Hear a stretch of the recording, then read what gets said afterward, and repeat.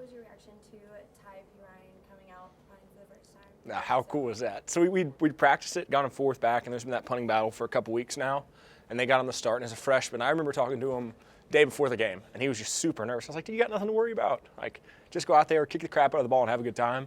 And that first punt, I couldn't see like what had happened. I'm sitting there protecting in the shield, and I just see, like, before I see the ball, I hear the crowd erupt, and I was like, oh, something good happened. And I looked down, and the ball like traveled for what I thought was forever. But I mean, I was super excited and happy for him. That guy had a huge smile on his face after. But the experience, I mean, the crowd right when he kicked it, knew it was a good punt, and I'm excited for him to kind of see how he grows and develops. Well, it's funny you say nothing to be nervous about or anything like that, but that ball was actually, he was almost kicking out of the end zone. Yeah. Where if something might have happened there, who knows what. There was a lot of pressure on that one, really. Yeah, I can't tell him that, though. You know? You're fine, man. You got nothing to worry about. We're here protecting you. You just kick the crap out of the ball. That's all you got to worry about. Catch it and kick it. So. Talk about big smiles. What about on that Wildcat play? No, I mean, that was a lot of fun. We kind of practiced another thing we'd practiced all week and kind of knew, like, hey, if we get the right look, we got a shot for it. And it was executed pretty well. And Slade Bolden's not a half-bad quarterback, as it turns out. So that was a lot of fun. Super cool. Tennessee game. I mean, the crowd, the atmosphere was awesome. So I'm glad I could be a part of that. You got a bigger guy in the tight end room this week or last week. Yeah. Had a chance to see him out. Yeah, 84 looks half good. I mean, he looks pretty good blocking, doesn't he? Yeah. That's what Coach Banks was like, man, he looks pretty good. I was like, I mean, yeah, it's Chris Owens. Of course he looks pretty good blocking, you know? No, it's been fun to have him around, kind of work and play with him. Just a new face to kind of – I never got to work double teams with Chris Owens. What's his hands like? Pretty solid. He's an athlete. We can't discount that. We'll find out. We throw him the ball eventually, but we'll see. Biggest homecoming moment for you, not in college, but in high school? Oh, I've got no idea. Yes, you do. I never really did homecoming in high school. Not on like the homecoming court or anything. I can't tell you who we played in homecoming in high school. But yeah, it was just another football game. Talk about homecoming this week, the tradition and I mean, it's always a big part of the school. Whether it be their homecoming queen or king or how it's really done. I'll be honest, I don't know that much about it. We always go and get to talk to some of the fans and stuff on Friday night. And that's always cool. Coach Saban goes up there and talks and tells everybody how thankful we are for everybody coming back. And I know it's a big deal for the school, having all the alumni come back and be a part of that. And it's cool that we do that.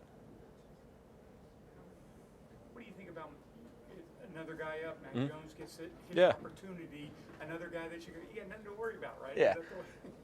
Historically, we've done in the past couple years well with backup quarterbacks. And there's no change here. I've got as much faith in Mac as I do in anybody. And it's not, the playbook doesn't get any smaller. We don't call plays less aggressively. I mean, that's a guy who can drop back and sling the ball. And you can ask me, you can ask Ruggs or anybody else you want to. We got as much faith in him as we do in anybody. What's he like? Mac Jones?